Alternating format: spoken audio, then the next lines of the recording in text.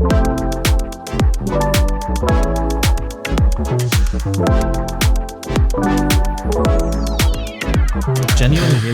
fantastic actor. No matter, and I'm not getting into thoughts about what he did or what he didn't do, but there's a movie called Glengarry Glen Ross adaptation, mate, unbelievable. I watched it again. We probably quote it every other week. Yeah, it's incredible. And you watch it. I went to see the stage show in the West End, and it really makes you realise how bloody good those actors are in that film, because to be able to deliver that dialogue in the way that it's written, in the way that it needs to be delivered, is there's an incredible cast on stage, but you could tell at times they were being slightly outdone by the dialogue, because it was just it's like a machine gun. And you watch the film, you're like, oh my god, they're so good. And Spacey was really good in that film. Like, he is really good.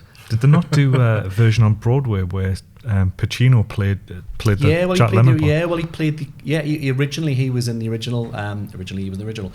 He was one of the first to play it, I think, on Broadway. I think he's played a number of different roles. But again, Jack Lemmon, man, how good! How he's tragic fantastic. is Jack Lemmon, man? His performance is absolutely incredible. Yeah. Well, I would say probably it's not the most quoted, because 1989 Batman is the most quoted. Okay. But you and kiss my ass with the movement. That Jack Lemmon does. Yeah, give me a stick of gum. I'll show you how to chew it. Like, all that is just like when it comes to mind, says bile. How up you are. So good, man. Where did you learn your trade? You machine. You the machine. You company man. Yeah, you make a sailor hole off, it smells of your fuss for a week. How up you are, Dave. Don't get me started. To be honest, Kev did a few months ago, did a cut of Spacey saying, will you go to lunch? That's on my YouTube channel. Yeah, will you go to lunch? Go to lunch. Will you go to lunch? Yeah, it's mixed with De Niro and Copland saying, right, everyone go to lunch. Work blends quite well. As he's throwing everything around the office. So how do we start this then? We've already started. How have you all started? Man, I would have. Welcome to the latest episode of like TriPOD. Drum roll or something. I don't know.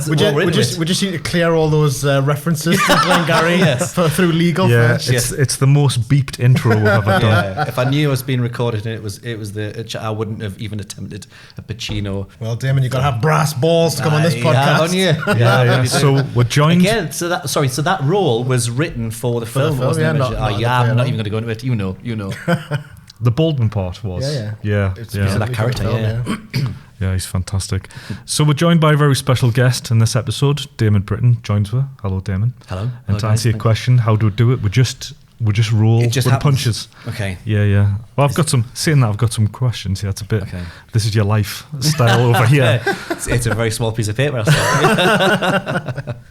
It's slightly longer than the bio that you provided. Really? It'd be ream upon ream upon ream. It's gone on for quite a while. Well, I think a good starting point would just be to ask you to kind of briefly describe who you are and what you do. Okay. Wow. Well, I've kind of gone through a transition because for a long, long time I was an actor. And if I was asked by anybody, what did you do? I'd say I'm an actor. And then I got drawn into directing, or I got really intrigued by the chance of having a go at it and seeing if all the things I'd learned over the 2 decades of acting, I could kind of put them into that role. But it took me a long time to admit, or to. I always had this thing until I was employed by somebody else. Because my crossover, I was directing, I was making short films, I was doing, commercial work and online content. So I was directing on a daily basis, but until I was commissioned by a broadcaster, that was in my head, until I got the broadcast credit, until it's on IMDb and it says, he's been through prep, he's been through production, he's been through a post, and he has delivered. And I've dealt with producers and execs and all the notes that come in. That's what I wanted to achieve before I could proudly say, yeah, I'm a director. So I'll say some people say actor director, but I haven't acted for quite a while now. And I had reasons for that. But I'd say I'm a director now. Mm-hmm. Yeah. How did you get into acting? To be honest, it was the only thing I could ever do. So I came through school, and I was always the drama kid. I was weirdly thinking about this because I knew you'd asked me that question. So I kind of went way back in the in the archives of my memory. And it was, to be honest, it was through school. It was the only thing I could do. Like, I wasn't very good at sports. I wasn't very academic. I was accepted into certain groups, but the thing that I could do when you're at school and you get to the point where you find your thing, you know. And my thing was I could stand up in a room and do stuff in front of people. And so I became an actor. I was in the drama classes and choir and all that kind of stuff. And as I went from school to school, like my name would be passed on. It would be like, oh, you know, we've got this young lad coming up. You'll get him at the drama group. And I did that at GCSE. And it was kind of all I ever really wanted to do because it was the only thing that I felt I could do and I was any good at. And when I completed my GCSEs, the only GCSE I passed was drama. Every other one, failed every other single one. And at that time, I was fortunate. For those that are listening, watching, who don't know, my uncle is Robson Green, an actor. And at the time when I was leaving school, he was like exploding. He'd done, you know, it was like Soldier. The music was kicking off. His life had changed. Our lives had changed. You know, you'd call the family over to my nana's. He was giving them checks and all this royalty stuff coming through. So I was like, on the outside, I was watching it, going, "This is like, wow. So this is what it's like to be an actor. How amazing is that?" So I made the decision, and I was massively supported by my parents at the time and my family. But I think it went against me, and I'll get to that a little later on, but they really supported because they're looking, my mum's looking at her brother going, he's a millionaire. And he's got a swimming pool, man. He's got like a tennis court. And he like... It's too cool for him to go into it. But he's got one, yeah. So she was like, oh my God, of course you're going to be an actor. Why wouldn't you want to become an actor? Because that, in their mind, that was what an actor was, a successful actor. Mm-hmm. And it depends how you equate success. But I started working, and I went to college, and then I could go on and on. I'll condense it, but I was very lucky. Very early on, I got a TV break in a show called Dream Team for Sky One, and I was 19. I'd done a bit of theatre. I was really intrigued about screen, working in TV or in film, because I wanted to know if what I did, which is all I'd really done, was stage work through school, and then I worked with Northern Stage and live theatre. I wanted to know if what I did would translate on screen, because, you know, you see some fantastic theatre actors and they never quite cross over. Or, you know, I remember having conversations with Rupert, and he talks about some incredible actors that he's worked with, and some of what they do doesn't necessarily translate as well on screen. So I wanted to get it all about big, and to the back, and on screen is generally about small and intimate. Yeah, well, it's a completely different, like, just a completely different discipline. You know, it's a totally different style, and it works for some people and not for others. And I wanted to know if what I did worked, so I got in touch with Northumbria Uni. My agent did at the time, because I signed with an agent through just doing an audition piece. I walked into the room and I was like, and again, I'll be honest with you, you know, there's been a lot of people over the years have said, oh, he's only got the work because of his uncle. You know, Robson got him that job. Robson's never getting me a job, but it did open a few doors. Early days, my agent saw me, Janet Plater, based in Newcastle. Everybody knows who Robson was. Everybody worked with Robson. Oh, they hear, oh, Robson's got a nephew. So I got a meeting with an agent. But I had to audition, I had to do speeches, I had to sing, and I had to, you know, show them the body of work that I had at that time, which wasn't very much. And they give me like a trial period, and I started working quite quickly after that. And then, so after a couple of years of theatre, I got a break in TV, and that was kind of my film school, really. You know, it was a show that we ran for like 10 months of the year. 48 episodes a year. It was just 48 a year. Was it really? 48 a year. Mm-hmm. We did like Monday to Friday. Mate, it was insane. I mean, there's never been a job. I remember being on all the time. I didn't remember it being kind of like a soap. There's never been a job like even the process of auditioning. Again, I was thinking about this morning, because I've never, and I couldn't do it now. I was 19 and I was ruthlessly ambitious, and I was really confident, because I'd never, like, up to that point, everything had kind of fallen into place. Do you know what I mean? And I still had this guiding light of this, you know, flagship primetime actor on the TV, and I'm going, that's what I'm going to be doing there. So I've got, everything's really positive, and I go into this audition process for this TV show, and everybody's gone up for it. Because it was Sky's first ever drama, their first venture into, we're making our own TV now. So Sky One was really heavily backed, and everyone was going up for it. And some of the audition processes, quite a few I went through. I had the football audition, and then we got the acting auditions. And the acting auditions, man, it was like, the only time I've ever heard it being used is when Coppola did, it'll have to come Godfather, to me. No, it wasn't. It was, What's it called? It Rumblefish, Rain People. No, it was the early one. The Outsiders. So he did like group castings, right? Bringing everybody in the room together, and you're all reading for different parts, or you're reading for one part, and they're changing the ensemble. And they did that, and I'm brought into rooms, man, like 30 of us, all young and hungry and ambitious and confident. And I'd walk into every single room and go, I'm getting this role. Like this, I'm not leaving without this role. I had such just belief in what I did. Do you know what I mean?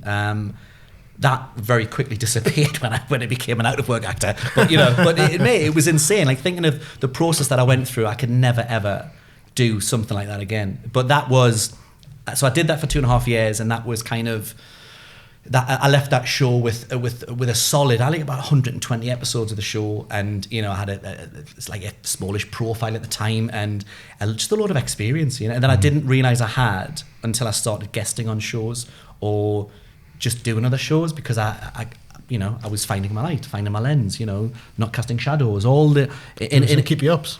Yeah, I was very good at keep you up. Yeah, it was it was the technical knowledge that I'd really gained from working on that job, and that was only down to the crew that we were working with, because they were very,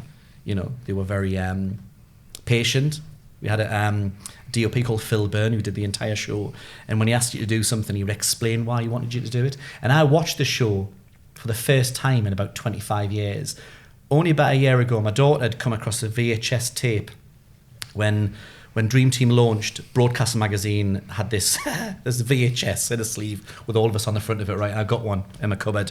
My daughter finds it. First of all, she's like, what is a VHS? Yeah. And who's that weird looking bloke? That's me at 19. So we obviously don't have a VHS player at all, but she finds some episodes on YouTube, and I watched some of it for the first time, and it was...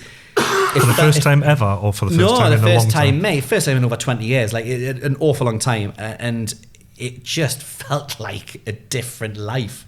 But also what I found watching it with a director's hat on, just how it was covered and how it was shot, and how little time they had to hoover up that show. And it did an incredible job of it. And I now think of Phil Byrne being really up against it, having all these like misfits and kids that have never done TV before, and to be coaching us and schooling us and having the patience to not just tell you, mate, stand on that mark, just hit the mark. All you need to do is hit the mark. He's asking you to hit the mark. He's explaining why, and he's showing you the frame. And this was before digital playback. This was on 16mm. It was just, it was. They shot that on 16mm film. I think the first series was 16mm, and then it crossed over to tape. But the first series was it was on 16mm. What were the audience figures like for that show? Really good. Yeah, and we noticed it started. We'd shot for like 10 months, and then it started being broadcast, and it was the difference. When we all came back to do series 2, you could tell people were being recognised, because everyone became really important. Everyone become a slightly bit arrogant. You know what I mean? Like we would all kind of getting a taste of, oh God, people are watching this, man. And it had like a bit of a cult following, and it was the age demographic was like everybody seemed to be watching it, because Sky. It was Murdoch, man, and Murdoch was putting so much money into the advertising of this show. He was sending us everywhere. I was sent to Munich to go to the opening of a Planet Hollywood like restaurant, and they set up an interview with Arnold Schwarzenegger where I'm asking him, advice on being an actor, and then they're broadcasting that on British news, and it was just Murdoch going, his words were, I want my boys everywhere. So they had this, the opening of an envelope where like everything, 19, just thinking, oh my God. And again, I'm 19 going, so my uncle's there, I'm gonna be on his coattails pretty shortly. I'm catching up to him. I'm clipping at his heels. Naive, and do you know what I mean? Were you picking a song out of the maybe Everly Brothers back catalogue that you could get number 1 at the time? Well, mate, if I could make anywhere near the amount of money he made in 6 months, yes, I was. Yeah, absolutely. Well, I remember the show being absolutely huge at the time. I remember watching it. I always remember thinking, they've picked a topic that's ambitious in terms of having to show the football side of things, just naturally made it like a bigger budget endeavour. Whereas a lot of other shows, it's like a lot more self-contained. It's like maybe we'll go to a coffee shop or a pub. Well, what was interesting, the original premise of the show was meant to be about the youth academy. It was never really going to be. You were never really going to dip in. You'd see that world, but we're never going to live within that world. We wanted to see young lads who are so close to that contract. But by the time we all got to the end of series 1, And, Connor doesn't get his contract, but Sean does, and so does, so does Wes. And you're kind of going, like the exec came and she went, I know I'm going against what the premise was of the show, but I want to see how you guys get on. Yeah. I want to see what you're like now when you're in that team and when you're, So do you mean it was originally going to recycle the cast? Yeah. We were just going to we would shift on. You'd probably dip in a little bit because they'd see you, but you'd get series 1, series 2. If you'd made it or not, you'd be in the Premier League, but you'd maybe do like a couple of episodes a series. I don't know. But then the exec was so taken by the characters and the journeys, and she'd really fallen for these storylines and just wanted to continue on the journey. So it still stayed with an element of youth team, but there was a lot more of Premier League, which is where the issues come with Well, that's the thing. I think the next TV show since then that I can think of that's done try to do something similar as Ted Lasso. Yeah. And when it gets to the football bit, you can see they're really struggling to kind of piece this together. It's a hard thing to nail. We had professional coaching. We had like 3 months of professional coaching to just teach you how to kick a ball. And it sounds ridiculous, but to kick a ball and make it look like you kick a ball every single day and have done all of your life.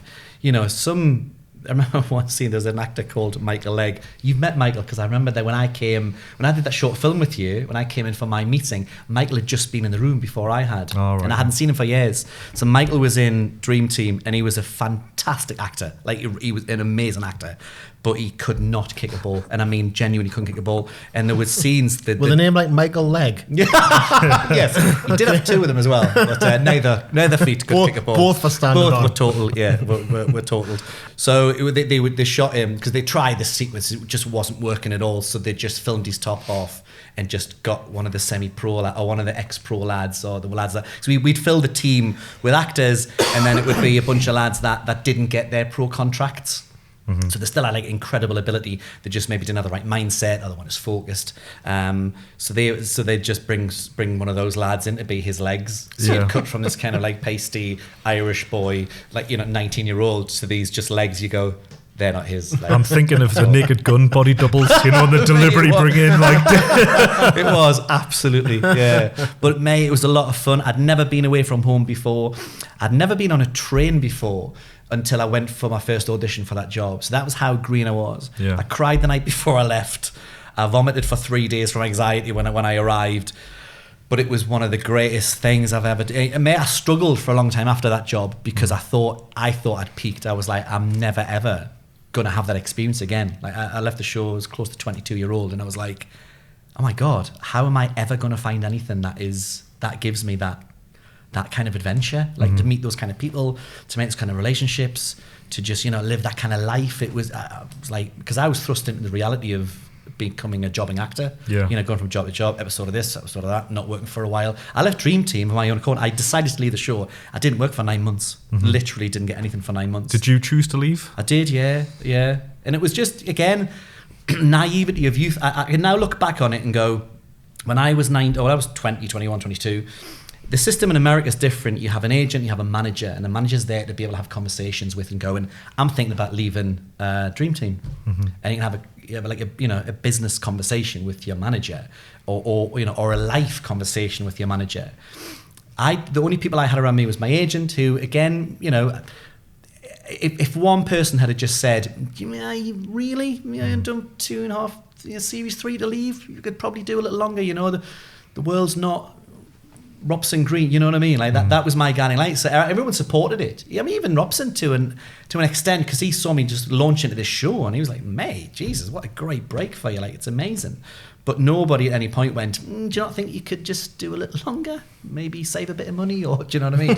Because it ran for 10 years. And I there's a lad that stayed in it for 10 years, Terry Kiley, very, very good friend of mine still. And but I was seeing other people move on, doing other things. And I felt like I was missing out. And it like 19 to 21, it felt like an eternity. It felt like I'd been there forever.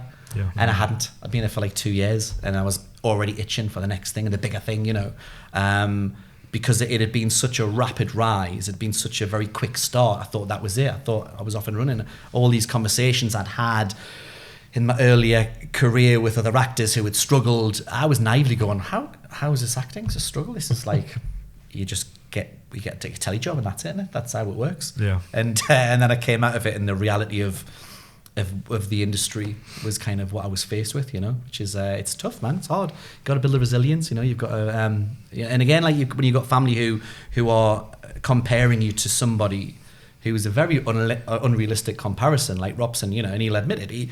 It's like a lottery win, man. It was perfect time, perfect role, perfect viewing figures. You're on a show that's pulling in 25 million viewers a week. The record sales are here. You're the first of Simon Cowell's kind of proteges. You put them on the national lottery to sing live because it was the highest viewed show every week. It was just there was so many like firsts, and then his career just like it was just it just exploded, and people you've got your family going, so what are you up to then? I'm just doing like an episode of Casualty next week. Oh, right, okay. Which in and of itself is not a bad thing to say, but I get where you're coming from. No, but I can reflect on it and go, I've had a really good career. I'm really proud of all the work I've done. I've done episodes. I've been regulars in shows. I'm really proud to have lasted the 2 decades that I had and worked in all the shows that I worked on. I mean, there's very few I can say that I didn't do. I was in most of the shows that are available to do, and I'm incredibly proud of the work that I did. And that my career has been, I've been like a jobbing actor. My career has been like a successful version of what an actor's career is meant to look like. I didn't have to get a bar job or I mean, there was one Christmas I went and worked in a restaurant, and that was the only thing I did during my entire career as an actor. I mean, I worked for Robson's production company. I did diverse slightly, but I was very lucky to be able to kind of feed the family and, do you know what I mean? Like just make them just earn a wage, man. What was your role in the production company? I was brought in originally to deal with the fan mail. Because I don't know if you know, but once upon a time... Does that mean you were kissing the replies before you put them back in there? Spraying it with the aftershave. That's what I used to do. And once upon a time, people would write in. You get an actual letter, right? Mm-hmm. And you'd open the envelope and it'd be a letter, Dear Robson Green. And sometimes they'd send a little self-addressed envelope, but 9 times out of 10... Other times they'd send knickers. And but mate, honestly, like...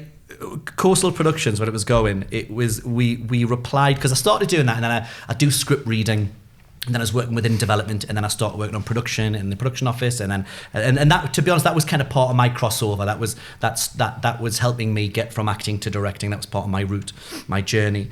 But yeah, we replied to every single letter that came in. It used to come in once a quarter, and he'd sit at the boardroom table and just sign. Mate, photograph after photograph after photograph, just forever, all day, and CDs and albums and all this, just sign this stuff. And mate, we'd send it out. Like, they sent out thousands and thousands of pictures and replied to every single one. Even the scripts, we get sent scripts, and it's people don't do it now, but if you get an unsolicited script, it was every website now, we don't accept unsolicited. You've got to come from somebody, Mate, every single script that was sent through that door was read, either by myself or there's a guy called Ken, worked there as well, and we'd send a reply to them and a letter. Did you ever produce any of them though? Mate, there was stuff. Everything that Coastal made had come through the door. It had landed on someone's desk for someone to go, that looks so interesting. Oh, that's Ken was the one that had read the Val McDermid's novel. I went, oh God, that's a great character, that, isn't it? That would make a great TV show. But I mean, we got some because again, you're reading scripts and you read them constantly, and you'd read like a ton of just terrible scripts, right? Yeah. And the formats would be all over. Some of them would be like handwritten on paper, like. But you give them the time. You can tell within the first couple of pages, though. Totally, but but I would always want to have something to say to them, like so it wasn't too general. Like it could even be something like you might want to get some script writing software and reformat your script because it's really difficult to digest it in the state that it's in, But you'd read and then you'd read one and you'd go, oh my God, this is the greatest thing I've ever read. Oh my God, this is unbelievable. This is actually, guys, stop everybody. This is the greatest script I've ever read in my entire life. And then you've got to reread it with a hat on that hasn't been kind of tarnished by all the stuff you've read prior. And you go, actually, no, it's just readable. It's just readable. I got to page 20. You know what I mean? Like But yeah, so I did that for a while, but that was part of my kind of crossover. Well, the first time I met you was I was shocked to read what year it was, but it was 2004. Mate, I was going to ask you that, actually. I was going to ask what year it was if you knew. You played the lead role in a short film that I wrote, which at the time was it was made through the Stingers programme. That's right, yeah. From Northern Film and Media, no more. I'd written a short script. It gets put into production. It gets allocated a great director, Tim Goodhill. Massive, great experience for me to go through that process. And I'll never forget that Tim invited me into the edit suite, which was in the old Tyne Tees building on the quayside. And he was just sort of showing us the edit, and he was showing us different clips. And I remember he was showing us footage, and he was saying, "This guy's a great actor. I'll show you why he's a great actor. I'll show you how I know." I think I know what you're going to say. Is he going to talk about me continuity? No. No, he's not. No. Oh, right. No, it's not. Don't be paranoid. It's not leading with criticism. Doesn't be hair, just absolutely immaculate. No, he was kind of pointing out, like, look, there was a lot of, close-ups, and he's like, just look at this little deal here. There's just this little snarl, and he does this little face. Cool. And he was kind of saying, he's a great actor. He's kind of, he's too good for this. Like, we're lucky to have got him. Wow.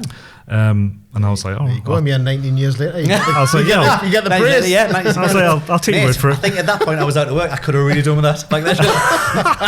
But no, all those little things, that is like what I was talking about. Dream Team is the technical side of it. You start to discover when the camera's there, like what reads. Because I'll do stuff. Say I've done stuff. I go back to I did an episode of Casualty, right, and I was dying in it. Died in the episode. I don't want to spoil it for you. What did you die of? I was trapped underground. Me and Connie Fisher, nice. right, would pass each other every day, walking our dogs, and it was like, will they, won't they? Oh, and I go, hi, and I'm not going to, she'd speak to her. And then she falls down this hole, the ground collapses, and she falls down, and then I go to save her. Obviously, because I would, of course, yeah. And then I fall down, and then there's a further collapse, and I get trapped. She goes deeper, and I get trapped like above her, and there's a rock like just lands on my chest. And the paramedics come down, and they realise the moment they've got to get to her, because she's got life threatening, but they can save her. They realise the moment they lift the rock off my chest, I'm going to die, right? So there's all that kind of being processed. Now I was working with it was the director actually that did that episode was the director that eventually became the director that made me go, I want to do what you do, right? So I'm doing this, and I was all in, man. I really, really wanted to give a great performance, and we shot it. Just the sequence like underground with this rock, and it was all in a studio build, and it was like there for like a week and a half. There's no winter, and I was crucifying myself every day, right? I was thinking of like my grandfather had just passed away earlier in the year. I was thinking about him and the last time he saw my daughter, and when I kissed him goodbye, mate, and I was like crying, like really giving it the guns, man. And the makeup artist would go, do you want some tear stick? It's like a little menthol thing they put in your eye to open the ducts, I was like, no, I've got this, I'm all right. And there's a scene where I've got to ring my mum to say goodbye to her, and I'm trying to make out that I'm trying not to let too much information go. You're trying to tell her that actually you're fine. You'll see her soon. No, man, I'll be all right. See, give my love to dad and all that stuff, Mate, and I was just breaking myself. And I'd get back to the hotel and I'd be like, that's some of the greatest work I've ever done. I mean, I've genuinely never felt like, mate, honestly, I'd come away from it. I was just like breaking myself every single day. And I was really proud at to be just feeling it so internally. And I was doing this performance. And then we all had this night at mine, because it was going out on a Saturday night. I've never done this before. It's not something I would normally do. But we got some friends and family round, had a casualty night. So we all dressed up. Because it was Saturday night. It was weird. It was like Saturday night TV, Saturday night party night. So we invited some friends and family around. And we all came dressed up. In our kind of casualty. Did you have a big rock casualty costume? I didn't. I should have really. No, I came out as a kind of a doctor. I jumped to the other side, and and I watched it, and I'm still really proud of it. But you watch what translates on screen, and it's like I could have grabbed the tear stick. He's kind of done that and kind of gone through all the kind of the outpouring of emotion, because and that would have registered the same as what it felt good to me, but it was a kind of a big kind of, oh, okay. So the audience no idea. I mean, they believe the character, and as long as they believe that moment, that's all really that you need, So it was, but it was all those little kind of it's discovering those things as you go. You only know until you try something. Dream Team was like so playful, and we were allowed to do stuff and elaborate on our characters and bring little nuances to it. And some things worked and some things didn't. But you'd know if you're on a wide what performance level to give, as opposed to if the camera's right in on you, and you know how to dial everything down, and how, like you said there, a little look or a little eyebrow thing, or a little, not that I can raise an eyebrow, but you know, just a little something. Will, I see what you've done there. You see actors, they do this thing, I can't remember what the show was now, but he used to do so many tense his jaw. It's like a really subtle little jaw. Always doing the jaw thing again. Mike from Breaking Bad and Better Call Saul, he does a lot of tiny little face movements like that read really well. Because, you know, they say, like, the good acting is being, well, screen acting is being able to do nothing, literally just trust in the moment. You know, I did a little workshop. I mean, similar to when I do kind of dumping ground. You know, you're kind of coaching kids as you're working with them, and it's kind of, everybody wants to put everything out there. You want to act that moment. Oh, I'm going to act like I'm really happy. It's like you kind of don't have to. You know, because one, you've got dialogue, which kind of is telling the audience what you want them to know. Or, you know, whether it's good or bad writing, but there should be enough going on. The camera's saying something, the lighting's saying something, the person you're acting with is saying something. You know, you don't have to push everything out there. So it's kind of allowing you to trust, because every actor wants to do something that makes them, you know, I'm going to get my phone out, but I'm going to do that before I answer the phone. So that makes it look really cool, you know. I had this actor mate of mine who was constantly playing with things to make to try and make his performance watchable and entertaining. And you just want to go, mate, just trust in what you do, man. You don't have to just, you know, And then you see the great actors just bring everything down and just trust in a look. Do you know what I mean? Like, well, that's the Steve McQueen style, isn't it? Just scribbling out dialogue. Seeing that, just do a look. Yeah. Well, it's funny you should say that, because I was just listening to another podcast the other day where someone was talking about how they just rewatched Bullet, and I just was struck by how little he said, did, or moved throughout the entire film. Yeah. Well, when you're that good, look, mate, you don't really need to, do you? I mean, again, some actors, like Robson is a prime example. Robson had it, whatever it is, or whatever, you know, they call it the X Factor. You know, copyright Simon Cowell now. Yeah, exactly. Yeah. But you know, he just had that. He's just that watchability. You know, you'd work on it. You'd go on a set, and the camera guy go, "Oh, camera loves you." You know, you know what that means. It just means that, you know, it's sitting on you, and whatever it is that you're doing, it's translating. It's working. That you're getting something from it. You know, some actors, it comes easier than others because they're just watchable, man. You just put them, and you're like, oh, just everything that they do. So I'm going to talk a bit about the Northeast now. You're obviously a Geordie lad, based in the Northeast, proudly. Like, has it ever had any negative impact on your career, do you think, being based up here? Do you know what? It's a strange one. I've been asked this before, and I thought about it for a very, very long time, because, you know, if it hadn't have been for the Northeast, I don't think I'd still be here. I don't think I would have been able to have crossed over in the way that I did. But then, you know, if I hadn't have come back to the Northeast, because I knew as soon as I finished Dream Team, London wasn't for me, because London's great when you got some money, but I was seeing a lot of people really struggling in London, and I was like, oh man, I don't think my resilience is ready for that kind of onslaught, you know. And also I didn't like the idea of diverting too far from where I wanted to be, you know. Like, so I saw people taking jobs on, and then that becomes a career. Like, and you're talking to really, really talented actors who just aren't doing it anymore. And I think the Northeast's been really, really good to me in terms of it's allowed me to just continue on the path, you know, because I've done all sorts of stuff, like, you know, presented award ceremonies, done regional commercials, done regional voiceovers, done online content, you know, all kind of within the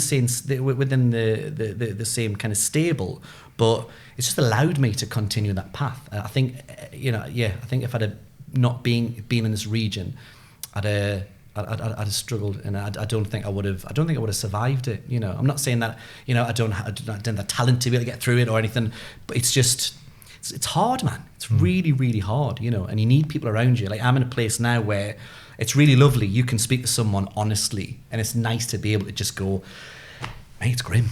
it's brutal. Like, well, I'm worried. I don't know where the next job's going to come. I thought this was going to happen. That didn't happen. All I wanted for this year was this, and it's not, you know. And you're on social media, on Instagram, first thing in the morning. Oh, he's on a job, is he? Oh, that's your film are bloody busy, aren't they? Oh, another bloody commercial. You know, mate. It's, you know, we all feed into it, man. Yeah.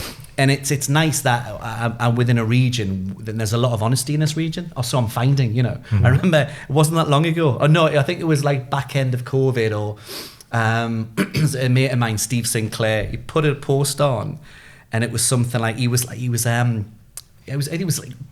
tiling or something, do something like DIY, and he went, is anybody, any other freelancers diversifying or whatever it was? And I text him going, mate, you've no idea how much I needed to read that message today, because in my head you're one of the busiest guys in this region, and I love the idea that you have days like I do, mate. It's just so refreshing, you know. And there seems to be a lot more of that happening. It's healthy, it's really, really good. Yeah. And I adore the region. Saying that, mind, my son's thinking about getting in the industry, right? He's 21, he's at university studying physics, right? Does he know anyone that can get him a foot in the door, though? I've told him no. I've tried to close every single door available to him. Speak to your great uncle. Yes, Rob still sort you. He's doing physics. He's a really bright boy, and he's gone. He just loves the culture. He loves the industry. You know, he's dipped into it. I've had him on projects of mine. He's done some dailies on dumping ground and all that kind of stuff. You know, and he wants to get in. And the first thing I said was, just jump. You need to go in a different region, because he wants to get into. He wants to get into like ADing. Mm-hmm. It's like, mate, Manchester, London, you'll fly, man. You'll get into a team. You know, I was a dad at 24, and so I had reasons to want to stay here. I mean, I couldn't afford. I can take a family outside of. Do you know what I mean? Like, you need a support network, man. You need your in-laws. You need your parents. You need support. You know, and you need a certain cost of living and a certain standard of living. You know, that you want for your family. So I had to do what I had to do. But I'm saying to him, mate, at 21, man, you could go anywhere. I've travelled so much with my work, but that comes down to like my structure of life and my relationship and all that kind of stuff, you know, and the fact that my kids are now at a certain age, you know. But for a long time, you know, it was the one thing that I was like, oh, I can't do that. I went to the States when I was like 25, no, it was 26. And I went over there and had loads of meetings. It was really, because I did a film and it got me some exposure, and I went over and had some meetings, meet with management and agents and like, you know, fixers and studios and all that kind of stuff. And they went, the end of the trip it went really well. It was really positive, all lovely. And they went, right, I want you to move out here for 6 months. See a real commitment from you. If you can relocate, come over here. I was like, How can I do that? And again, I'm in no way, there's no regrets here or anything. It's just the reality of my situation of just going, I can't do that then. Can't sofa surf in America for 6 months and leave my family back here, my 2-year-old, you know what I mean? And like, that's the only reason I said that at Cooper. It's not that I've got any disrespect for the region, because I haven't. But, you know, I was like, mate, don't just, you don't have the reasons to do what I had to do, you know? I mean, I've gotten to where I've wanted to be, but it's took a bloody long time. Mm-hmm. Mm-hmm. So when was your transition into directing, and like what was that like? So I worked with Declan. So the Declan O'Dwyer is the director that I'd worked with, and then I worked with him again on Wire in the Blood, and it was weird. Like, he was working with a DOP called Sam McCurdy. Oh, yeah. And mate, what they were creating, right? I just remember because I was playing the first ever time I played like a serial killer, right? So first time serial killer. Contrary to popular belief, mate, I was quite a nice cheeky chappy for a very long time. But yeah, I got cast. He cast me as a serial killer, right? And it took a completely different way of working for me, because normally it'll go cut and I'll go, hey mate, how you doing? What were you doing last night? What are you doing tonight? And we'll have a bit chat, and they'll go, okay, we're turning over again. This time I was like, what are you doing tonight? That was more, where are you going to be tonight? What you doing tonight, you? I know what you're doing. I don't know what you did last night. It's in the diary. Yes, I watched you do it. Mate, I'd stop and I'd just walk to the corner of the room, and I'd just stare at the corner of the room. I wanted to be on like a certain kind of like just level. I wanted to be like so monotone. You're not claiming this as method. It was just a mood thing. Yeah, it was like an energy thing, you know, like, because I'm quite playful and I can be quite, you know, and that's my energy, and And I, for years, would just channel that into my performances, and that became the kind of actor that I was. For this, it was just a completely different tone. So I was just keeping in this kind of really, this specific kind of mood and space. But what it did allow me is just to kind of watch a lot more and just watch what Dec and Sam was creating. I was like, man, it's unreal. And then because I don't know if there was anything different about how they were collaborating, but I saw that collaboration for the first time. Because weirdly, up until that point, I didn't really know like ultimately what a director's role was. I mean, you kind of do, but you don't know the ins and outs. You don't know the specifics. I know because I talk to the director and I get what I need from him. But I didn't know how he talked to the DOP. I didn't know that he could express his vision, and all of a sudden this DOP could, sort the coverage if you wanted him to. Do you know what I mean? The conversations with it. I was just seeing a lot of conversations and a lot of what became my, oh my God, that's what I'm about, collaboration. I'm a collaborator. Like that's what I love a director giving me notes. I love, working with actors and it was, so I saw it differently. And then from that I went, right, short film. That's what I need to do, mate. I need to make short film. Win a couple of BAFTAs and Bob's your uncle. I'll have a massive career. So I made a short film, and it was absolutely terrible. It was which was weird because the title was "And the BAFTA Goes Too." Yeah, I thought that was the trick. The sequel was going to go, and now the Oscar goes to. It was. It was all right. There was an awful lot of. There was a lot of gaps in my knowledge. There was an awful lot of, I don't know how this. I didn't know how to collaborate. Like I didn't know. I didn't know what the. Well, what was it specifically? Was it didn't look the way you wanted it to look? The performance wasn't. Was it? I guess it didn't translate. It wasn't in my head. It didn't come out how I'd seen it in my head, and I was like, so I need to work on how I get that, how I translate that, but also, that's not necessarily a bad thing. If what comes out, what I found was what I want to come out is better better than what was in my head. Does that make sense? Yeah, I wanted it to look better. I wanted every element. I want the costume choice to be better. I want the set design to be better. I want the framing to be better. I want the lighting to be better. I want everything to be better than it was in my head. And if it's not, that's when I worry. When I go, oh God, because I can direct camera, but I don't really, I don't want to be. It's a collaborate. That's what you do. I want you to feel. The camera move. It's like did Dumping Ground Man and Dean King, Grip, right? Would do this. It's like a 2-shot. It was a really nice little solemn scene. We do the 2-shot, about to move on, and he went, mate, do you fancy doing? When she says that line there, what about doing like a little push in? And I went. You went, who you think you're the director? See, Daymon Britton 10 years ago. I would have had him escorted off set. But honestly, I went. Security. I went. Mate, that's class. Yeah, we'll go one more, guys. Just do one more. And we did it. And I pushed it. I was like, mate, that's what it's about. That is what it's about. I had someone on the floor who's on the dolly, and he felt the need. He wanted to just he wanted to move in and be more intimate with the performance. And I was like, mate, that's class. It's when so that was why I saw the beginnings of it. Was I saw collaboration. I was like, wow, I want to be in that gang. I want to be having all those conversations. So then it was just, okay. Does that mean you don't feel the same sense of collaboration amongst a group of actors? It's just, it is a collaboration. It's just a very different, I like the diversity of the collaborating as a director, and also to kind of continue the conversation on. It's like, it's all the softer skills. It's all the things that you find about yourself that go, because the directing part, what you perceive to be directing, which would be like talking to your actors, getting on the floor, walking around doing that a lot, a lot of that. That's like the 10% of everything that you do.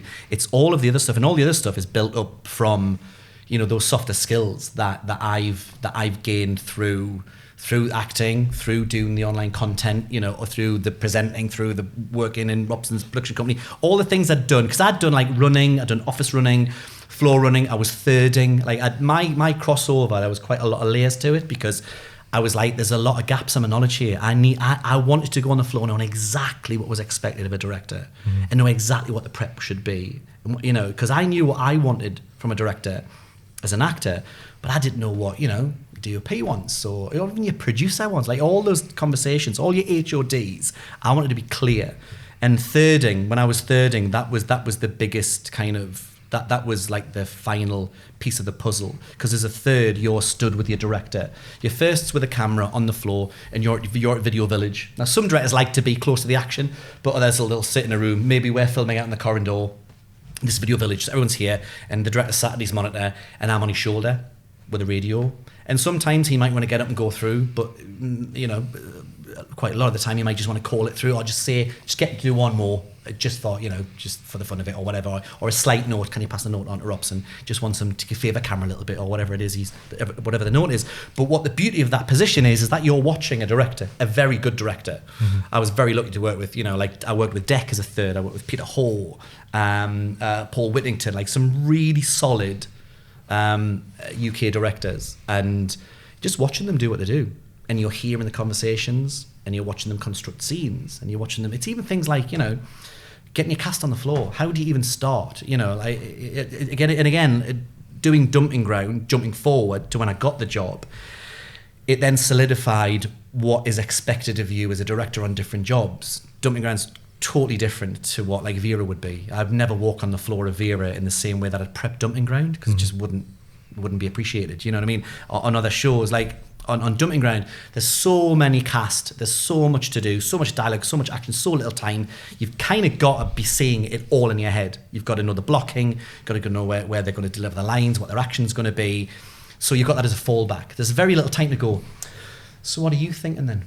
You know your character more than I do. Where do you think we'll start? You can have that on other shows with a bit more time. It can be more of a collaboration. Is that though because the Dumping Ground is largely younger actors? Yeah, and it's just the level of turnover. There's an awful lot to do. In my block of like 4 episodes, had about 168 scenes, man, and that's a lot of stuff to shoot. Yeah. And every single one of them was blocked. I had floor plans, so I knew when I walked on the floor, I knew exactly.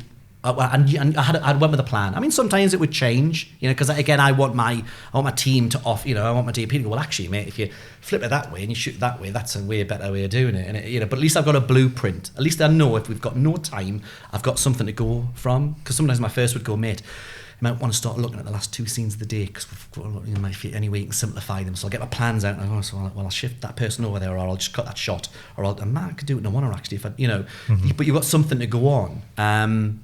Whereas I've seen, like, there's a director called Peter Hall who did, like, It's a Sin. He's doing some huge stuff across in America now. And he did Wire in the Blood. And I heard him on a podcast for Directors UK, and he was talking about, doesn't go on with any floor plans or camera plans or anything like that. Just goes on. He knows his story, knows the character arcs, knows where we are, and it's a collaboration. He obviously has it. You can see it. You've got something in your head, but he's not going in with, so the camera's going to be over here, I'm going to move that camera, it's none of that. It's kind of, and that's just a very different style of directing. And again, they're not all going to suit every director, Mm-hmm. You'll find what works for you. I loved Dumping Ground, like way more than I thought I would. I genuinely saw it, it's a good in, good platform to jump off, Mate, I absolutely loved it. I had so much fun every single day I was at work, and I was like, if I can do this, like to this level, and have this much enjoyment, wow, because again, the higher up the food chain you move, the more you've got egos and you've got other things to deal with. Sometimes you've got to kind of navigate it and go, what's important? I want to collaborate, I want to tell stories. I just want to work with nice people, man, have fun, like genuinely. And I'm not trying to underplay the work. I want to enjoy what I'm doing, and I absolutely loved Dumping Ground. Yeah. I had a blast on it, I really did. I remember years ago reading a book, I think it was called Directing Masterclass, and it was just interviews with Hollywood directors. And the most notable thing to me was that every single one of them talked about their approach to directing. It was every single one was different. Yeah. And some of them had been editors and then become directors, some had been actors. Yeah. And it kind of reflected in what they prioritized. Yeah. Some would prioritize performance, some story, some the look. Yeah. But just showed you that, exactly what you're saying. Mate, when I started out and I was going to all these like directors workshops, and I remember going to one in Soho, and it was I I think it was run by the BFI, and it was like a directing actors workshop. 2 days, you hear from other directors, and then they bring actors in on day 2, and you get to work with them. I think the amount of directors that would be like, I'm dreading tomorrow, like absolutely dreading the actors coming in, like, oh mate, I'm like, how do you find it? And I was like, that's kind of where I'm from, so I can talk to an actor all day long. Do you know what I mean? I can talk about what they want to talk about. I can go through the character, I can go through the script. We can whatever they want to do. I'm not afraid of it. It was the camera stuff that I was afraid of. So I didn't know lens sizes. I didn't know. I bought a viewfinder before you get like Artemis on your phone. And it wasn't to look the part. It wasn't going, oh, look at me, I've got a viewfinder. I'm now a director, everybody. Just in case you didn't know, I'm the director over here, the guy with a viewfinder. If you need me, I'm over here, guys. It was more so I could kind of preempt, what a 50mm would be to an 80mm or a 25mm. Do you know what I mean? To go so have some visual understanding and some visual knowledge to be able to kind of go, so I can have the conversation with someone. And I'm not afraid of going, actually, mate, I've no idea about this. And that was a big moment to just kind of take on someone's idea. Go, that's like Dean, mate, push in. Me 10 years ago would have been like, 5 years ago would have been, oh man, I should have thought of that. Oh man, he probably thinks I don't know what I'm doing. All those insecurities creep in. But it's like, mate, that's amazing. You felt that. Now you just remember that the end of the episode says directed by Daymon Britton. Yes, yeah, and Dean's now dead to me. But no, mate, it was literally one of the highlights of the first time I did Dumping Ground. It was genuinely, and I've spoken to him about this, it was one of the absolute highlights for me, because that just epitomised what I wanted to create on the floor. I wanted Dean to be able to go, mate, fella, a bit of pushing on that, like, oh man, that's class. That you're engaged, that you're actually watching it, that you're not just wheeling stuff around and moving it, you're literally engaged with what's in front of you. I loved that. I always love the story that famous auteurs, the Farrelly brothers, they talk about that they just had a script, Dumb and Dumber. Yeah, they've had this script for years. Very good script, mate. Yeah, wow. and basically, it gets made, and they just stand there on set on the first day and just say, look, lads, we don't know what we're doing. Yeah. We need you to kind of, you're the crew, you're the experts. We know this script. Yeah. We need everything you've got to kind of translate that to screen. Yeah. And just kind of the honesty of that, I thought. What's interesting there is to kind of touch on the collaboration thing. The reason the script was so strong was because for years before that day, they would just, whenever people came to the house, have a party, whatever, they'd pull the script out, they'd read it, and then people would give them ideas and notes, and it was constantly being refined. And they were just open to people going, oh, he has a pitch for a joke, or if he did this a different way.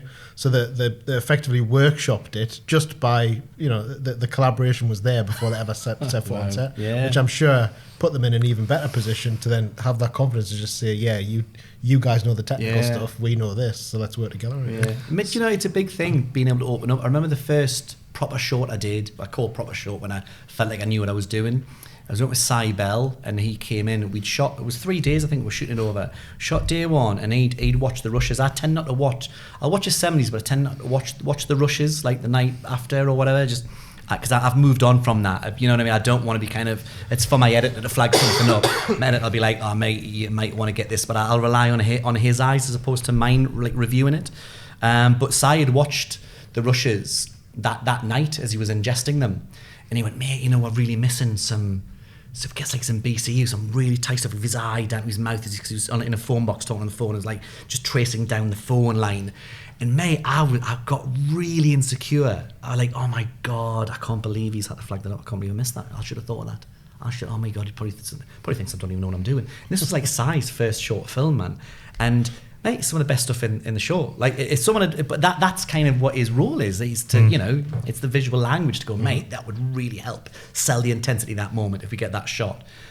That it's getting to the point where you understand that that's the collaboration, and do you know what I mean? As opposed to being like, oh, I've got to have everything in my head. Oh my God, if I don't, people think I don't know what I'm doing. It's that terror of. I feel like a lot of, let's say, casual film fans would be quite shocked. Which the clue is literally in the title, director of photography, but will be quite shocked about some of their favourite films and the favourite images from them. Really, it's the director of photography, cinematographer who's coming up with that, because the director, more often than not, is saying, this is roughly what I want to achieve, or specifically what I want to achieve, but then it's their job to go and do it, isn't it? Because I think a lot of people think director means they're putting the lights up themselves, they're potentially filming themselves. But that collaboration is very important. Massively. Mate, I know some jobs, they want floor plans and shot lists from you prior to you walking on the floor. It's like, but again, I see this kind of the psychology in that I can deliver that to you, but 9 times out of 10 we're going to change you on the floor, because that's just in my head. When I step onto your floor, I've got 40 people around me, man, and I want all of what they do to add to this. It must change less on a series though than it does on a short or a feature, because on a series like Dumping Ground, there's already sets that exist and a visual style that exists, so everyone on the technical side has some level, before you or any other director walks in, there's a certain visual language that you're working within, so that must be a bit different. Well, what's interesting, and again, it's different for different shows, but Dumping Ground, for example, I get 4 weeks prep, but that's just me. I get to speak to HODs, I can go to offices and, I can grab the DOP, but the DOP is the same DOP right across the board. Working on a short, what I really missed was being able to sit with somebody and throw some ideas around. Because, mate, you literally got 4 scripts and you turn them over and you got your sets. I'm sitting in the set and I'm looking at the kitchen and how can we do something different here? And, because like last year, the series had ran for quite a few years, so the set was established. So the first thing I did was go to Rich Marnie, because he'd done it for years, and I went, right, the do's and don'ts, mate, tell me what angles work, what don't, So I got all that initially, and then I went off and did my own kind of plans and prep. But on the new one we've just done, it was the new house, and it's a new DOP, new sets, everything. So so no one knew.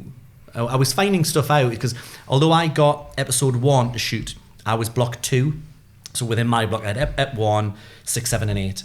So block 1 was doing 2, 3, 4, and 5, and they were all running. So I was kind of picking up, the issues like, oh mate, that's a nightmare in the attic, or this is going to be difficult, or hey mate, try and avoid shooting there, or try stop doing this.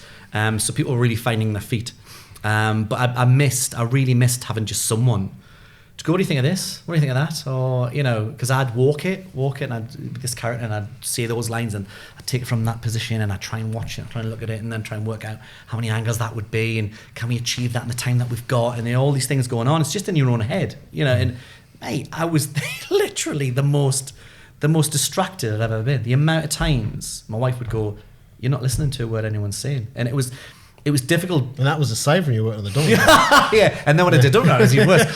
But yeah, mate, I get why people prefer working away from home in those situations, because although I'm coming home every night, I'm not, because I'm straight at the kitchen table and I'm prepping the next day, or I'm thinking about this. Because again, you've got your exec coming in every day going, how are you getting on with this? How do you think of that? Is there not a better way we could do this? Have you thought about this sequence? Have you thought about that? Oh, episode 1, mine's got to be a big one. You're not getting through the network. They'll want to see it. They'll want this. So mate, every single second of the day, I was thinking, is there a more interesting way of shooting her walking down a corridor? Or you're just constantly trying not to go style over content, but it's just constantly in my own head. So it would probably be easier being away from home in those situations. And I appreciate this might apply differently to working with young actors, but directing from an acting background, how strong is the urge? How hard do you have to fight the urge to give line readings?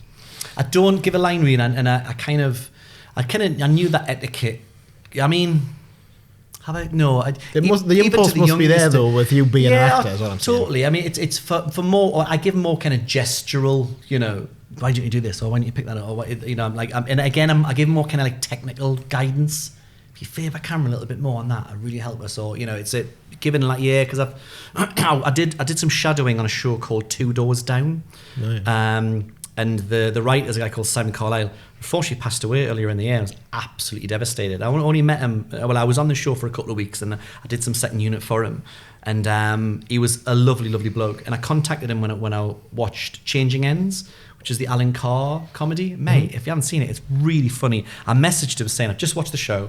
Saw your name was on it. I didn't realise he'd written it. Mate, I had to say it. I've laughed out loud. The family have absolutely loved it. Oh, thank you so much. Is this the thing about Alan Carr growing up? Yeah, mate, it's brilliant. And he invited me back down to see the team again, the shoot in Glasgow and the BBC. And he passed away. It was August, I think, when it happened. But he would give line reads, but he would say it to the director, because it was a funny one. I went on it because I wanted to see what the dynamic was, because I've been told, especially in scripted comedy, you've got a showrunner, whether that's the writer or the talent themselves. Someone is on the floor overseeing everything. So you're, as a director, you're kind of facilitating and doing what you need to do, but you always answer it to someone. So Ben would constantly be like, you know, chatting to us, you think of that, and then Simon would have his thoughts and Ben would have his. So it was a real collaboration. I quite liked it. I can understand how it wouldn't be for some directors, but I was like, I could work with him. And I did some scenes with him and stuff, and we worked together. But he would say that Ben would go, ask them to say it like this, and he would give his little twang on it, and because he's got all the dialogue in his head, he's written it, he knows it all, and Ben would go, I can't do that. That's a job for you, because he's like writer, exec producer, God, you know. So they'd send Simon on, and Simon would then give the line read. So I think there's a time and place to do it, but certain individuals can get away with it. But I avoid doing it because part of your job really is to try and draw it out of them, and I like that because it makes you go, how can I get them to get what I'm trying to, because that's the challenge. Yeah. I know what I'm trying to say, and I need to make you understand what this moment is meant to mean. And so that's part of the easy way would be. Does that mean it kills you a little bit inside if you get to a point where you know they still haven't quite got what you would like, but you've got to move on to the next thing? Yeah, again, it's kind of part of the job, and part of what I was really looking forward to getting the break that I got with the BBC was having to move on, you know. And even when I was making short films, I was always really strict with the schedule. Like, I would never run over. I'd grab 15 minutes from the crew, you know, but I was never one of these that would just shoot and you know, oh my God, I'm not believing until it's perfect. I had the discipline of like, I know what I want, but I also know what I need. And there's that's the difference. You might be going for somebody you want, but you know when you've got, I've got what I need really, and we need to move on. Because that's the reality of it. You know, there's only a few can extend budgets and get extra days, and you know, you've got to be some. So the fact that your middle name's Fincher is just a coincidence. Yeah, absolutely. Yeah, I try to get that through the BBC. So I've got your dream project right here. Okay. I've got the script you've been looking for. Amazing. Okay. It's written by ChatGPT, but he's got it. But amazing. Yeah, it's a bit flowery. But you can only either direct or act in it. Yeah. Which one are you going to go for? Mate, do you know what? I've had this conversation, and it was bizarre because I was an actor for 20 years. I mean, still part of me is an actor. You never kind of, you know, I'm still a performer. If someone calls you tomorrow with a good job, you're going to take it, Mate, right? do you know what? Yeah, because, and to be honest, that's what was happening. I wasn't auditioning for stuff, but directors who I'd worked with, who liked working with me, would call on me to do stuff with them. And I did love it. And I still do love it. And it terrified me for years, like genuinely terrified me, because I was all in, man. It was like, since being at school, it's all I could ever do. And I was terrified for years that, like, if this doesn't work, there's nothing else. There's like nothing else. There's nothing else on this planet that's going to make me happy. Like, and that was a terrifying thought. You're in such a difficult industry and going, oh my God, like, if this doesn't work out, I'm going to be miserable for the rest of my life. Like, oh my God, what am I going to do? And then I discovered directing, and it just gave me, at first I thought it was going to be like a little filler, or, you know, something that, you know, it's never going to replace it. But mate, I absolutely adore it. It's made me realise what I did love about acting, and it was, you know, it was the collaboration, like storytelling, but it was the collaborating, and as a director, you're at the centre of such a huge collaboration. Absolutely adore it. So if it was my dream project, which I already know what it would be, and I would direct it. It would be Stand By Me, and I'd make Stand By Me again. Oh, I'll tell you what, you'd upset a lot of people on the internet. I know, mate, I wouldn't even attempt it. But no, that's, you know, that kind of buddy movie, that, you know, that just performance ensemble driven, that, yeah, like load of heart, loads of comedy, you know, like a proper coming of age movie. That's one of my, I mean, I've got like 3 or 4 top, you know, favorite movies, but that's the one. I think that's a real, for me, it's a real actors and directors film. It's a real directors film, I think, because Rob Reiner did such an amazing job with it, getting the performances out of such, you know, young, I mean, they were all amazing actors, but, you know, you watch the coverage. I'm on Dummy-Gram, mate. You're like single, 2 shots. You making sure that if all else fails, your editor can make that scene work in the edit. Rob Reiner, man's just holding a shot of all 4 of them, just walking down the train tracks. He had a hell of a soundtrack as well, though. Using their own rhythm and their own, you know, they're just, I mean, they rehearsed it a lot, but that's a masterclass of from my mind, like directing young actors. It's fantastic. So Glengarry, Stand By Me, what's your other? Back to the Future, and Rocky 1. That's the movie that I go to when I need some when I need to kind of to be inspired when things have been really difficult and I've been out of work and I mean, oh God, when's it going to happen? And maybe you just watch an interview with Sylvester Stallone about the making of Rocky, where he was, what was going on, and that so many times, really cliche to go down that route, but mate, so many times I watched it going, oh man, what a guy. What a story, what a journey. Well, this is interesting because obviously later he directed Rocky films. We didn't direct that one, but he did write it and was in it. You've mentioned Stand By Me as being an ensemble. Glengarry obviously is famously an ensemble and arguably known more for the writing than the visuals, although it's got good visuals. So is there a connection to all that? Like, to me, if I was to list my favourite films, I think the through line would be, there'd be very different genres, but the through line would be there's a very tight consistency of mood or tone that's established and actually carried all the way through the film. It never slackens off. Yeah. What is it for you?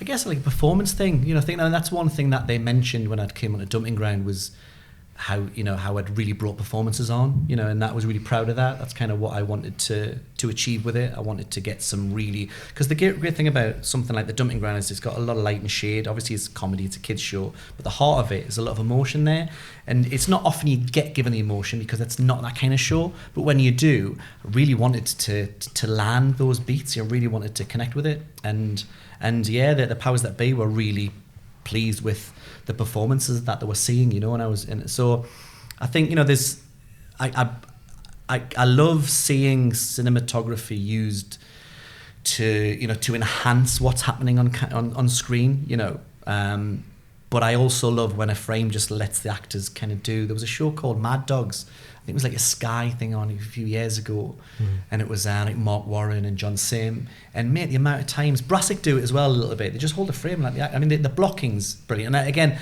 I'm into blocking, and the more that I've kind of look into directors that I'm a fan of and stuff, they're known for their blocking, and it's something that I didn't even know I was drawn to. Spielberg as well, was one of the greats. Yeah. And again, so to be able to just like hold a frame and let the action happen. And I really admire great cinematography, and but it's I guess I'm kind of driven to I'm drawn towards like great performances and like finding the rhythm, because there's an awful lot you can do in the edit, and I've witnessed it, and my editor was fantastic on Dumping Ground. A guy called Mark McKenney, he worked with me on both series, and mate, he brought so much energy to the show. But it's that kind of show. It needs good editing. It needs pace. You can't, I did a couple of scenes in Awana, but you got to be really careful because they've got to be so in control of the timings of everything, and just the stuff will change around. So you need versatility, and then you need to be able to like change it as much as the powers that be may need you to. If you shoot something as a one, do you then cover it just in case, or do you actually? Learned to. So I did the first series I had one pickup shot to do, and I knew on the day, because I was asked if I wanted it, and I went, nah, I'm all right. I don't need it. It was one shot, absolutely beautiful. I don't need that. I don't need that cutaway at all. And it was the one thing the exec came and she went, do you have a cutaway of the? And now I could have played it two ways. I could have went, well, you see, what I thought was, the pace is what we need. I'm injecting a bit of pace at the scene. He's on his way out, so I wanted a bit of pace in it. When I wanted the one end, blah blah blah. And I think we register what it is, but the moment's not about that. It's about that. It's about the two of them connecting. It's not about what she's holding in her hand. I went. Oh, do you know what? I didn't. I knew I should have the one day. And she went, it was a dead easy pick. It was literally just like the inside of a coat. It was dead. We picked it up. It was no problem at all. But it was the one thing. And again, those little things allow you. I mean, I did one and we actually jump cut one of them, but I knew we could jump cut it because it was one thing that said, because it was the producer had said, are you saying you're going to do that in one shot? Will it? Because I said, well, there's options. I can speed ramp it, which I'm thinking about doing, or it would just jump cut as well, So yeah, because one shots, no matter how long or short they are, they're always going to be an issue because there's always going to be. Sure, if you had it always get someone going, can you cut in on that? Yeah, good advice. So we're gonna have to end it there, Daymon. But it's been fascinating. Fascinating. Mate, sorry I waffled on. I had a feeling I was going. I've got one more question, which you can wrap it up on if you want. Well, I had one more as well. Go on. We'll see what you were going to say. Well, I'd been asked to ask you about a certain audition. Yeah. Well, we'll end on yours because I think that'll be okay. What I was going to ask was, obviously you've mentioned a couple of times now about, you do work for businesses effectively. Now I know that some of that involves a little bit of acting, but I don't think a lot of it does.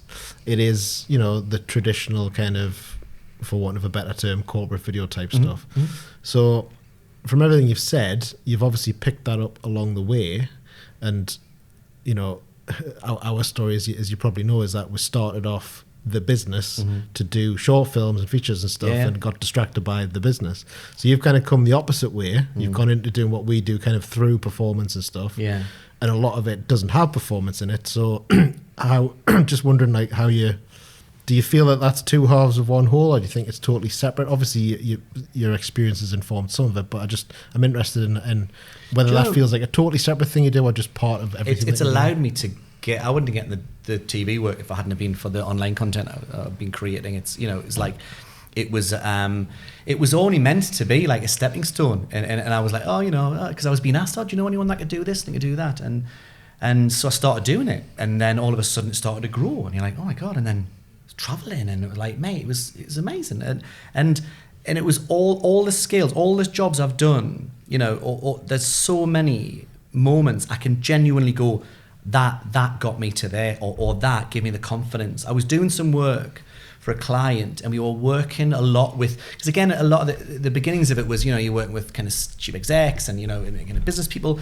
It started working with like talent and influencers, and that really then drew upon my directing skills, because it's like, you work with people who you can give a note to and they can execute it. You go to a chief exec, you're limited to what they can do because that's not their thing.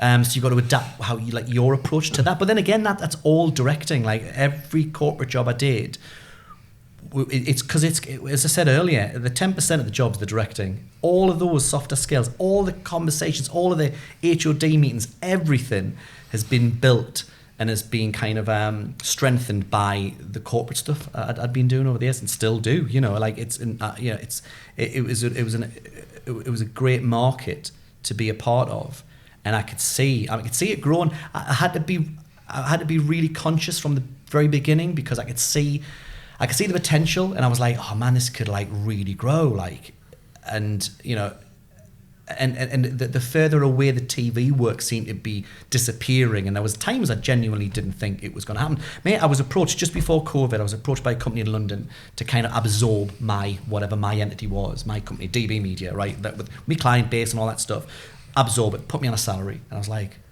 holy shit! Like, wow, mate, that's all I dreamt of for years. I was like, whoa, oh my god! And then COVID hit, and it allowed me to genuinely stop everything and go, I took this tiny shift about like however many years ago, and it just, and I found myself in a completely different position of going, oh my god! And the security terrified me. I realized I was driven by the uncertainty and the unknown, and that made me refocus. It was like, well, if you put half of that effort that you've been putting into that side of your business into that side of your business, who knows what you could do? So then I just kind of started making the short films again, and getting back on people's radars as I'm that guy, because I very quickly was, I'm that guy who's on a corporate job, and I was posting all over social media, hey, look at where I am, and mate, I did some amazing work, like traveled so many amazing places and worked with some brilliant people. I mean, what it did do, it built my relationships with people like Scott Coulter and Ali Hutchinson. And what was great about the corporate media was that I could be employing people all year round. Come to the quiet period, I'd go, right, cashing in me favours, we're going to make a short film. And that was how I structured it. You get people's time, and because you've paid them a few quid through the year on the different corporate jobs that you've done, and we're all moving in the same direction, we all got the same ambitions, and that's how it kind of ran, So it's very much, I had to box it off to a point, because I could just see, because it's such an exciting marketplace to be in, and it was like, whoa, I could easily just disappear off on that. Look at how exciting the marketplace is. The face of too excited. Look, very excited, guys. Very excited. But it allowed me. Without it, I would not have been able to be in a position to direct. Because it's even getting familiar with kit, using Aries and all sorts of stuff. It's the same, just the dialogue, working with people like Ali and with Scott, in in building the discipline of how they like to work, and whether it is the corporate video, I'm still translating a vision to them. Do you know what I mean? It was still the same kind of process. How do you interpret the cool to nod? Sorry? The cool to nod. The cool to nod. You know what I'm talking about, don't you? Was that when he doesn't quite agree with what your vision is? That's exactly it, yeah. I clocked it. I think the third time we've worked with him. You get to nod, and what he's doing, he's thinking of how he's going to reply to you. That's the one. He would always couple it with him. Yeah. Yeah, but also you see in the dynamic that we had, and it was very clear with the guys that I work with, because everyone's got to get something out of it. It's not it can't just be for the Daymon Britton showreel. It would be like I'd entice someone like Scott or Ali by going, look, if there's anything that you want to try, if there's a certain shot that you've been wanting to go, or a certain lighting setup, or a certain set of lenses, maybe try and get hands on them. It was always trying to draw them in. So it was a collaboration, but there was always like, what about this kind of ratio? Or I'm thinking about shooting on these lenses. It might not have been ideally for what I had in my head, but you've got to kind of give a little, you know what I mean, to get them to agree to do. It's got to be something in it for everybody. Mm-hmm. And that was right across the board. Actors, you'd employ actors. Because what I loved about short films, like even at Hard Sell, it was a role that I wouldn't have normally been cast in. You know what I mean? Yeah. And that the luxury of the short films, I played some roles that I would never ever have gotten the opportunity to play. If it was in what they call the real world, where there's more money at stake and there's more options. Casting throughout the entire country, so that's what so at the end you cast people against type a little bit, or oh, you fancy playing this kind of role, and God, yeah, I've never done that before. Adam Garcia in one of my short films, mate, is like, he played a killer, and he on paper he was the good looking next door neighbour. We totally flipped it, put Dale Meek in, and again, God, Dale Meek passed away last year, but Dale Meek was the kind of the cocky, arrogant next door neighbour, and Adam played this guy that was diagnosed with cancer and wanted to fucking murder everybody, and it was against type, but that's what drew him. It went to him. I knew Adam because I'd worked with him years prior, but I just put it through his agent, and he just really liked it because he was like, I never get offered stuff like this. I'd love to do it. So yeah. I was just going to say, so in summary, all the stuff that nearly 20 years ago we set out to try and do, he did. So well done. Well done. Good for you. Yeah, you did it. You're our Instagram. Yeah. I don't think that's a bit. Yeah, I look at Damon's feed in the morning, I'm like, he's doing another short film. The bastard. So we've been told to ask you about an audition that you went down to London for, and let's just say it didn't get all the information up front. Oh, mate. The one we're talking about. Oh, honestly, man, I dined out on this for years afterwards. Do you know what it was? The turning point of it being, though, I came out of it, and once the reality had subsided, I just went, mate, if you can do that, you can do anything, genuinely. So I'm going down to London. I'm in my 20s, and my agent rings me saying, you got this casting. It's a full Monty musical. Now you're on the train for this. I am on the train. At this point, you've gotten the train. You've gotten used to it. You've been on a couple of times. I've been loads. I'm more sitting like this because at the time I had a pea coat, right, and it was a big pocket, and my CD Walkman fit perfectly in my pocket, right, and I had a little controller on the ear thing. I thought it was fancy Dan. Had my headphones in. I was listening to Robbie Williams' "Swing When You're Winning." That's how long ago it was, right? Album had just come out, so I'm Robbie Williams in it down to London, right? And my agent says, it's a musical, but all they want is just to hear what your voice is like. So just sing something a cappella, and they've got a couple of scenes they want you to read. It's in an American accent because it'd come from Broadway over. Okay, cool. So what do they want me to sing? Well, they know it's a bit short notice, so they just said anything like a cappella. There's only going to be the producer and the director there, so it's really informal. Just go and do what you do. It's all right, cool. So I'm thinking down, and when I auditioned originally for that same agent, I sang the Flying Pickets version of Summertime, right? I don't know if you know this. Okay. Summertime, when the river is easy. So I sang that. I thought, that's in my repertoire. That's what I'll do. So I think they sent the pages down, so I'm going to read the pages and actually get them posted to you before. And this is before emails and stuff. So I get down to London. It's the Prince of Wales Theatre in Leicester Square, which I was at recently, same Book of Mormon. Fucking for you there.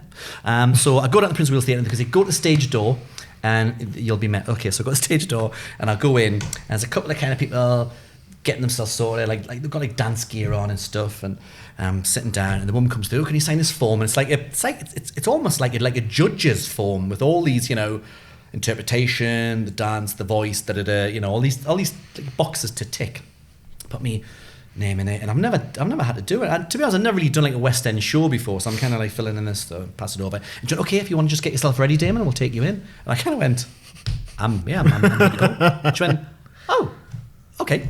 So she walked down this corridor, mate, right, walked down this corridor, and the doors open, double doors opened, and it's a dance studio, right? And there's a guy sat on a piano over there, right? Get me over there. At the end of the room, there's a panel of 30 people. Mate, and honestly, and I'm not elaborating the story, just for the purpose of the podcast. I swear to you, there was some of the cast from Broadway producers, some of the UK cast that they brought in, the British producers, American execs, they're all here, right? And there's David Greenrod, the casting director. And he goes, hey, Daymon, I'm David Greenrod, thanks for coming in. So we're going to start with the song. If you want to give John your pages, you will get straight into that. I went, yeah, about the song thing. I was just told about 45 minutes ago that I had to do a song. So I don't have any pages. Hey, don't worry, buddy. He's well versed in all the stage tunes. So if you just let him know what you want to do, we'll get straight into it. Okay, off you go, buddy. And I was like, yeah, about the whole kind of stage song thing. I haven't really done any like musicals, so I don't have like a repertoire of songs. And he goes, well, man, you got to sing something. Did you know Unchained Melody? Can you imagine? But I know a guy that can. In you come, Robbo. So he goes, why don't you go and have a little chat with John? So I go over there, right? All right, John? He's like, yeah. I said, mate, what on earth am I going to sing him? Anything. Mate, give me anything. Anything with a piano, and I'm sure I'll be able to play it. And I'm going, piano. Robbie Williams, swing when you're wild. Do you know One for My Baby? And he went, oh, I don't know if I do. And he went, anybody here know One for My Baby? And this guy went, yeah, I got that one. And this big American guy stands up with a cigar, right? Turns out to be the exec producer from Broadway, right? Comes over. Yes, he's sitting on the piano, puts his cigar down. He goes, what key do you want to do it in, buddy? And I go, mate, just plink and I'll play him in. Ba. I just went, oh, mate, I can't even. I just went, it's 2:45, right? And my brain's going, whoa, mate, what are you doing? There's no one in the place except you and me. I'm pointing at people, and my brain's going, Daymon, whoa, no, Daymon, don't. But you kind of show it. You got a lot of. I start rolling my fucking sleeves up. Honestly, and part of my brain's going, mate, whoa, just right. We've had him. Just stop, right? Stop. Apologise. Get your bag and go, honestly. And the other part of me's going, you've always wanted to sing this with a piano, mate. And I went through. I start walking around. I'm going, it's a big dance. I should walk around a little bit. So I go, so I want for my baby, one more for that. I'm walking around the room and I'm like pointing at people and you can see their faces. Like, mate, honestly, I think back now, they're looking at me like, everyone was really uncomfortable. And again, I get to the end of the song, oh, my baby, one more for the road. I'm going full Robbie Williams, right? The long, and I walk back to the piano and winding road. Like leaning against the piano like that, right? And they're like,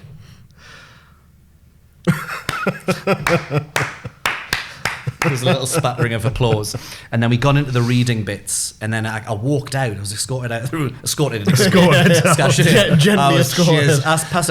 Passed out the stage door, and mate, I remember walking out in Leicester Square, and he's like, oh god, what have I just done? What have I just done? Ring the agent, and she was just like, I knew that was good. I didn't tell you because I knew you wouldn't go, but I thought it was worth you going and trying it. I was like, Janet, but I kind of came out the back end and going, I can do anything now. Like literally, if I can, because mate, I busked very, very badly One for My Baby, crooned it in front of Broadway in the West End of London, and on the back of it, I didn't get that job, but the casting director did get me back for a casting for the National Theatre, which I did do. So I did get a job. In which they cast you in a mute role. He was, yes. A drunk Geordie singer. Pub singer. Who couldn't hold a note. Yeah. One door closes. No, that's fantastic. But honestly, it was horrific. I mean, I've had some blinders and over the years, but that was a real for years. That was a real standout. It's telling anybody they were just like, whoa, man. I'm desensitized to it now, but there was true feeling when I used to tell the story when it was fresh.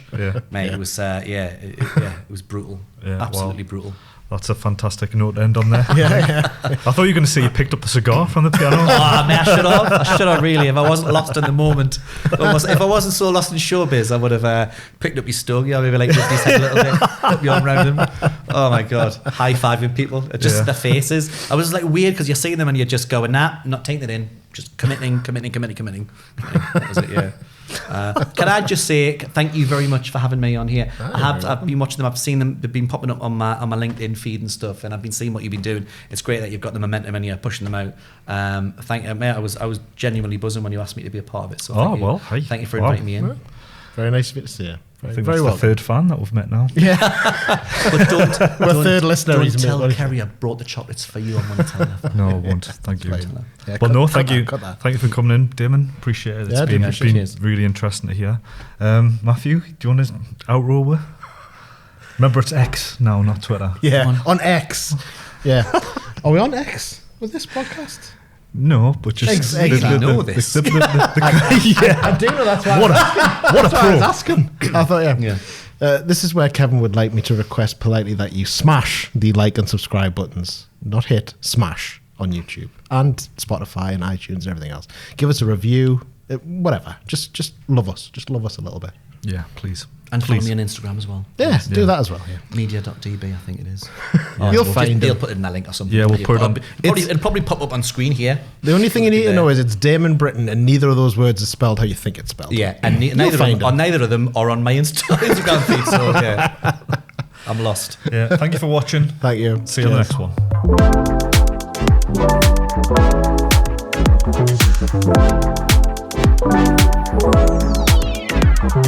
one.